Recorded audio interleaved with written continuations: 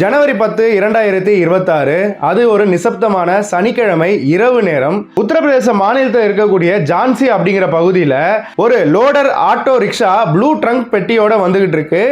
இந்த load auto ரிக்ஷாவை ஓட்டக்கூடிய டிரைவர் ஜெய்சிங் பால் அவரோட முகம் சுளித்தபடியே ஓட்டிட்டு வந்துட்டு இருக்காரு. என்ன காரணமா இவரோட முகம் சுளித்தபடியே இந்த வண்டியை ஓட்டிட்டு வந்துட்டு இருக்காரு அப்படின்னு பார்க்கும்போது அவர் ஏற்றிய அந்த ப்ளூ ட்ரங்க் பெட்டியிலிருந்து வெகு நேரமாக தாங்கவே முடியாத அளவிற்கான ஒரு துர்நாற்றம் அப்படிங்கிறது வீசுது. அவரால் வண்டியே ஓட்ட முடியல. அந்த அளவுக்கு துர்நாற்றம் அப்படிங்கிறது இந்த பெட்டியிலிருந்து வந்திருக்கு. அது மட்டும் இல்லாம இந்த ப்ளூ ட்ரங்க் பெட்டியிலிருந்து ஏதோ திரவம் போன்று ஒன்று லீக் ஆயிட்டு இருக்கு. அதுவுமே பெரிய துர்நாற்றத்தை தான் விளைவிக்குது. இதையடுத்து இந்த முகசுளிப்புடனும் அந்த ஒரு சந்தேகத்துடனும் இந்த ப்ளூ ட்ரங்க் பெட்டியை அதே உத்தரப்பிரதேச மாநிலத்தில் இருக்கக்கூடிய குஷிபுரா அப்படிங்கிற ஒரு பகுதியில் இருக்கக்கூடிய சாயர் கேட் அப்படிங்கிற பகுதியில் இந்த ட்ரங்க் பெட்டியை இறக்குறாரு. எந்த வீட்டில் கொண்டு போய் இறக்கணும் அப்படின்னு இவர் அழைக்கப்பட்டாரோ அந்த வீட்டில் இந்த ட்ரங்க் பெட்டியை இறக்கிட்டாரு. ஆனாலுமே இவருக்கு ஒரு நீங்கா சந்தேகம் அப்படின்றது பெரியதளவில் இருக்கு. இப்படியான துர்நாற்றமும் அந்த தொடர் சந்தேகமும் இவரை போலீசாருக்கு இந்த தகவலை சொல்றதுக்கு தூண்டி இருக்கு.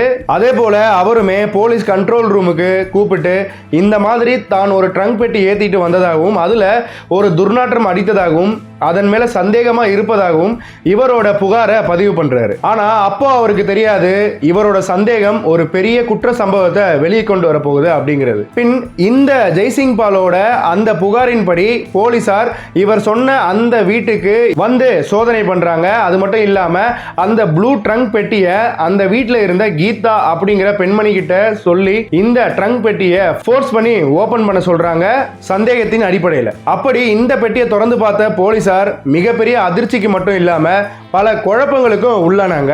அப்படி இந்த பெட்டிக்குள்ள இருந்தது என்ன, ஏன் போலீசாருக்கு இவ்வளவு பெரிய பேரதிர்ச்சி, அப்படி இந்த பெட்டியை இந்த சாயர் கேட் பகுதிக்கு அனுப்பின நபர் யாரு, இப்படிப்பட்ட அனைத்து கேள்விகளுக்கும் இந்த வீடியோல விரிவான விளக்கத்தை பார்ப்போம். இந்த வீடியோ பார்த்துக்கிட்டு இருக்க நீங்க நம்ம சேனல் சப்ஸ்கிரைப் பண்ணாம இருக்கீங்க அப்படின்னா சப்ஸ்கிரைப் பண்ணிடுங்க. மேலும் அந்த பெல் ஐகானையுமே ஆல்ல போட்டுக்கோங்க. அப்பதான் நான் போடுற இந்த மாதிரியான வீடியோஸ் எல்லாம் உங்களுக்கு நோட்டிபிகேஷன்ஸா வரும். நாம இப்ப வீடியோக்குள்ள போலாம். டிகோட் நேயர்களுக்கு எனது அன்பு வணக்கங்கள். நான் உங்கள் ஜோதி பாபு.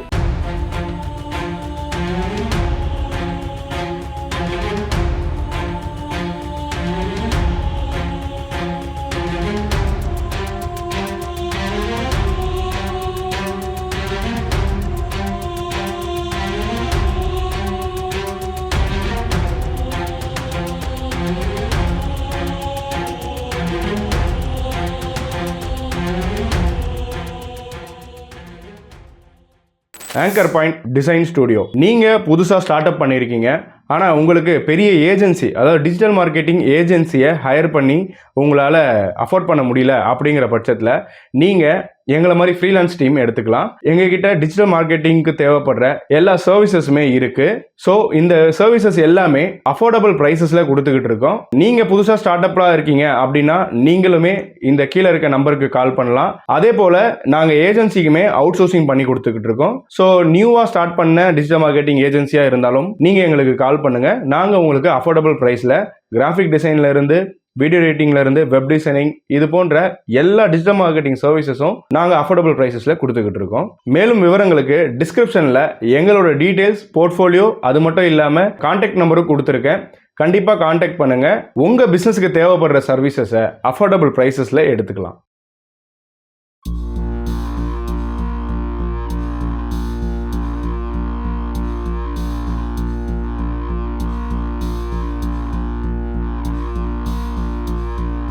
(63 வயதுடைய Ram Singh Parihar retired railway employee, டெக்னீஷியனாக வேலை பார்த்துட்டு ரிட்டையர் ஆகிருக்கக்கூடிய ஒரு நபர். நந்தன்புரா பகுதியை சேர்ந்த இந்த ராம் சிங் பரிஹார் தன்னோட முதல் மனைவி உயிரோடு இருக்கும்போதே இரண்டாவதாக கீதா அப்படிங்கிற ஒரு பெண்மணியை கல்யாணம் பண்ணுறாரு.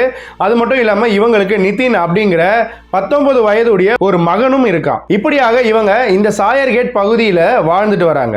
இப்படி ஏற்கனவே முதல் மனைவி உயிரோடு இருக்கும்போது இரண்டாவதாக ஒரு பெண்மணியை திருமணம் செய்திருக்கார் அப்படின்னு சொல்லியிருந்தேன். அதோட நிறுத்தினாரா அப்படின்னு கேட்டீங்கன்னா இல்ல. பிரீத்தி ராய்க்வார் அப்படிங்கிற 33 வயதுடைய ஒரு பெண்ணுடன் 10 ஆண்டுகளா லிவின் பார்ட்னரா இருந்துகிட்டு இருக்காங்க. அது மட்டும் இல்லாம இந்த பிரீத்தி ராய்க்வார் ஆல்ரெடி ராஜ்குமார் ராய்க்வார் அப்படிங்கிற ஒரு நபரோட திருமணமான ஒரு பெண்மணி. அது மட்டும் இல்லாம 3 பிள்ளைகள் இவங்களுக்கு இருக்காங்க. ஒரு ரயில்வே ஆபீசரோட வீட்டுல வேலை செஞ்சுக்கிட்டு இருந்த இந்த பிரீத்தி அப்போ நடந்த சில மனஸ்தாபங்களால தன்னோட கணவன் ராஜ்குமார் 3 பிள்ளைகள் இவங்க எல்லாரையுமே விட்டு பிரிந்து வந்து லஹர்கோன் அப்படிங்கிற ஒரு பகுதியில வாடகை வீடு எடுத்து ராம்சிங் பரியாரோட லிவின்ல 10 வருடங்களா வாழ்ந்துட்டு இருக்காங்க. இப்படியாக இவங்க இருவருமே பார்க்கும்போது உண்மையான கணவன் மனைவி போலதான் திகழ்ந்திருக்காங்க. அது மட்டும் இல்லாம அக்கம் பக்கத்தினருக்கு கூட எந்தவித சந்தேகமும் வராம தான் இத்தனை நாளா லிவின்ல இருந்திருக்காங்க. இப்படி எல்லாம் நல்லா போய்கிட்டு இருந்த இந்த சமயத்துல இந்த பிரீத்தி ராய்க்வார் வேறொரு ஆணுடன் தொடர்புல இருக்காங்க அப்படிங்கிற ஒரு சந்தேகம் அப்படிங்கிறது ராம்சிங் பரியாருக்கு வருது. அது மட்டும் இல்லாம அந்த நபர் பியூட்டி பார்லர் வச்சிருக்காரு, ரிட்டையர்டு மிலிட்டரி மேன். சில நாட்களா இந்த ராம்சிங் பரியாருக்கும் இந்த பிரீத்திக்கும் பணம் சம்பந்தமா நிறைய பிரச்சனைகள் போயிருக்கு. அதிக பணம் வேணும் அப்படின்னு நிறைய டிமாண்ட் வச்சிருக்காங்க. எப்போ பார்த்தாலுமே பணம் வேணும் அப்படின்னு கேட்டுக்கிட்டே இருக்காங்க. ஆல்ரெடி ராம்சிங் பிரீத்தி மேல ஒரு சந்தேகத்துல தான் இருக்காரு. வேறொரு ஆணுடன் தொடர்புல இருக்க, அதனாலதான் இவ பணம் அதிகமா கேட்டுட்டு இருக்கா அப்படிங்கிற ஒரு எண்ணம் அப்படிங்கிறது ராம்சிங் பரியாருக்கு ஓடிக்கிட்டே இருக்கு. மேலும் பணம் சம்பந்தமா மிரட்டுறது, டார்ச்சர் பண்றது, இந்த மாதிரியான விஷயங்கள் ராம்சிங் பரியார் தொடர்ந்து அனுபவிச்சு வந்துட்டே இருந்திருக்காரு. இப்படியாக இவங்களுக்கு பணம் சம்பந்தமா எப்போ பார்த்தாலும் வாக்குவாதங்கள், சண்டைகள் அப்படின்னு இருக்கும்போது ஜனவரி 8ஆம் தேதி 2026 அன்னைக்கு ராம்சிங் பரியார் மற்றும் பிரீத்தி இவங்க 2 பேருமே மது அருந்தி இருக்காங்க. இப்படியாக மது அருந்தின பின்னும் இந்த சண்டை அப்படிங்கிறது வந்திருக்கு. இந்த வாக்குவாதம் அப்படிங்கிறது நடந்திருக்கு. இந்த வாக்குவாதம் முற்றி போன நிலையில தான் ராம்சிங் பரியார் அங்க இருந்த ஒரு கோடாரியை எடுத்து பிரீத்தி ராய்க்வாரை கொலை பண்றாரு. ராம்சிங் என்னதான் கோவத்துல பண்ணியிருந்தாலும் இது தவறு அப்படிங்கிறது தெரியும். இதனால ஜெயிலுக்கு போகக்கூடும் அப்படிங்கிறதும் அவருக்கு நல்லாவே தெரியும். இந்த ஒரு ரீசனால அவர் எடுத்த இன்னொரு டெசிஷன் தான் இந்த பிரீத்தியோட டெட் பாடியை மறைக்கணும் அப்படிங்கிறது. அதற்கு இந்த ராம்சிங் முதல்ல எடுத்த ஸ்டெப் அப்படின்னு பார்க்கும்போது முதல்ல தார்பாலின் வாங்கிட்டு வந்து அதுல இந்த பிரீத்தியோட உடலை சுருட்டி ஒரு ஓரமா மறைத்து வச்சிருக்காரு. இதை அடுத்து ஒரு பெரிய ப்ளூ ட்ரம் வாங்கிட்டு வந்திருக்காரு. ஆனா பிரீத்தியோட உடல் முழுமையா அந்த ப்ளூ ட்ரம்குள்ள போகல அப்படிங்கிற ரீசன்னால மறுபடியும் ஒரு பெரிய ப்ளூ ட்ரங்க் பெட்டி அப்படிங்கிறது வாங்கிட்டு வரப்பட்டது. அது மட்டும் இல்லாம 2 குவிண்டால் அளவிற்கான ஃபயர்வுட் இதுவுமே வாங்கிட்டு வந்திருக்கான். இதை அடுத்துதான் இந்த ட்ரங்க் பெட்டிக்குள்ள இந்த பிரீத்தியோட இறந்த உடலை வச்சு இந்த விறகு கட்டைகளை வச்சு இந்த உடலை எரிச்சிருக்கான். எந்த அளவுக்கு எரிச்சிருக்கான் அப்படின்னு பார்க்கும்போது இந்த உடல் கருகி சாம்பல் ஆகிற அளவுக்கு இந்த ராம்சிங் பிரீத்தியோட உடலை எரிச்சிருக்கான். இவ்வளவு பெரிய நெருப்பு எரிய வச்சிருக்கான் அப்படின்னும் போது அக்கம் பக்கத்தினர் சந்தேகப்படவில்லையா அப்படின்னு உங்களுக்கு ஒரு கேள்வி எழலாம். ஆமாங்க, அந்த டைம் ஒரு குளிர்காலம் அப்படிங்கிறதுனால குளிருக்கு எல்லோருமே அங்க நெருப்பு பத்த வைக்கிறது அப்படிங்கிறது, குளிர் காய்கிறது அப்படிங்கிறது சாதாரணமான விஷயம். அதனால அக்கம் பக்கத்தினருக்கு பெரிதளவுல சந்தேகம் அப்படிங்கிறது வரல.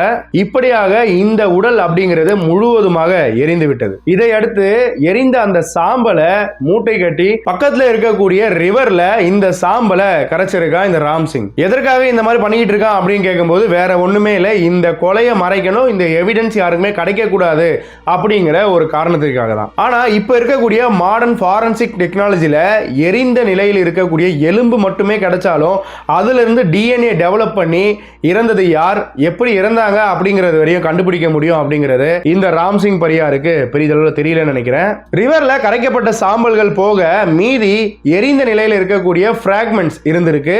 அதை இவனோட 2ஆம் மனைவி கீதா அவங்களோட வீடு சாயார் கேட்ல இருக்குன்னு சொல்லியிருந்தேன். அந்த வீட்டுக்கு இந்த ப்ளூ ட்ரங்க் பெட்டியை எடுத்துட்டு போயிட்டு அங்க வச்சு மீதி பிராக்மெண்ட்ஸ் எல்லாமே கிளியர் பண்ணலாம், டிஸ்போஸ் பண்ணலாம் அப்படிங்கிற ஒரு எண்ணத்துல தான் அந்த வீட்டுக்கு டிரான்ஸ்போர்ட் பண்றதுக்கு திட்டம் தீட்டுறான். அது மட்டும் இல்லாம இந்த குற்ற சம்பவத்துல தன்னோட மகன் 19 வயதான நிதின் அவனையுமே கூட சேர்த்துக்கிறான். இப்படியாக இந்த திட்டம் தீட்டப்பட்ட பின் இந்த லஹர்கோன் பகுதியில் இருக்கக்கூடிய பிரீத்தியோட வீட்டில இருந்து இந்த ப்ளூ ட்ரங்க் பெட்டியை சாயர் கேட் பகுதியில் இருக்கக்கூடிய இந்த ராம்சிங்கோட 2ஆம் மனைவி கீதா அவங்களோட வீட்டுக்கு எடுத்துட்டு போகிறதுக்காக தான் நான் இன்ட்ரோல சொன்ன அந்த லோட் ஆட்டோ அப்படிங்கிறது ஜனவரி 10, 2026 அன்னைக்கு புக் பண்றாங்க. 400 ரூபாய்க்கு பேசிதான் இந்த லோட் ஆட்டோ அப்படிங்கிறது வரவழைக்கப்பட்டிருக்கு. அது மட்டும் இல்லாம இந்த லோட் ஆட்டோவோட டிரைவருக்கு இந்த ட்ரங்க் பெட்டியை ஏற்றும் போதே, அதாவது தன்னோட வண்டியில ஏற்றும் போதே பெரிதளவுல சந்தேகம் அப்படிங்கிறது வந்திருக்கு. ஏன் அந்த சந்தேகம் வந்திருக்கு அப்படின்னு பார்க்கும்போது இவங்க இருவரோட உடல் பாவனையே சரியில்லை. அது மட்டும் இல்லாம திருட்டு மொழி முழிச்சிருக்கானுங்க இந்த அப்பனும் புள்ளையும். அது மட்டும் இல்லாம இந்த ப்ளூ ட்ரங்க் பெட்டி பார்க்க ஒரு சந்தேகத்துக்கு உடைய ஒரு பொருளா இருக்கு அப்படிங்கறனால முதல்ல மறுத்து இருக்காரு. அதுக்கப்புறம் அவங்க பண்ண தொல்லையினால ஏத்தி இருக்காரு. ஆனா அப்பத்துல இருந்து தான் இவருக்கு சந்தேகம் அப்படிங்கிறது பெரிதளவுல வந்திருக்கு. இதை அடுத்து தான் நான் இன்ட்ரோல சொன்ன அந்த விஷயங்கள் எல்லாம் நடக்குது. சாயர்கேட் பகுதியில் இருக்கக்கூடிய ராம்சிங்கோட இரண்டாம் மனைவி கீதா அவங்களோட வீட்டில் போலீஸார் வந்து பெட்டியை திறந்து பார்த்து பேரதிர்ச்சிக்கு உள்ளானாங்க அப்படின்னு சொல்லியிருந்தேன். அப்படி அந்த பெட்டிக்குள்ள என்ன இருந்தது அப்படின்னு பார்க்கும்போது இந்த பிரீத்தியோட இறந்த உடலின் எரிந்த மீதி எச்சங்கள் தான் இருந்திருக்கு. கருகிய எலும்புகளும் இருந்திருக்கு. மேலும் அங்கிருந்த ஃபாரன்சிக் டீம் உடனே இந்த எரிந்த ஃப்ராக்மெண்ட்ஸ், போன் ஃப்ராக்மெண்ட்ஸ் எல்லாமே கலெக்ட் பண்றாங்க. எரிந்த சாம்பல் முதற்கொண்டு எல்லாமே கலெக்ட் பண்றாங்க. மேலும் இது பிரீத்தியோட மகன் அப்படின்னா அவங்களோட ஹஸ்பண்ட், இவங்களோட டிஎன்ஏ வச்சு மேட்ச் பண்றதுக்காக ஃபாரன்சிக் டீம் கலெக்ட் பண்ணிருக்காங்க. ஏன்னா நான் ஆல்ரெடி சொல்லியிருக்கேன், குற்றவாளியே தன்னோட குற்றத்தை ஒற்றுக்கொண்டாலும் சாலிட் எவிடன்ஸ் அப்படிங்கிறது வேணும் அப்படிங்கிறது.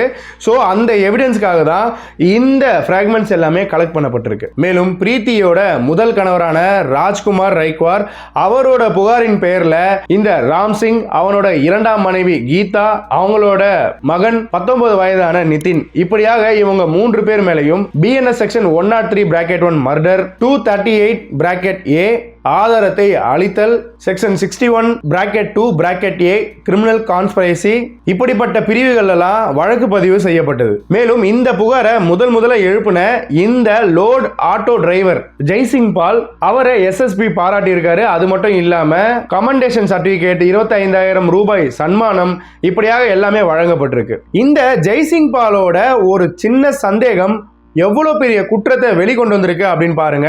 அன்னைக்கு மட்டும் அது எதுவா இருந்தா நமக்கு என்ன அப்படின்னு இவரு அலட்சியமா இருந்து அலட்சியமா போயிருந்தாரு அப்படின்னா இப்படி ஒரு சம்பவம் நடந்திருக்கு, குற்றம் நடந்திருக்கு அப்படிங்கிறதே வெளியே வராமலே போயிருக்கும்.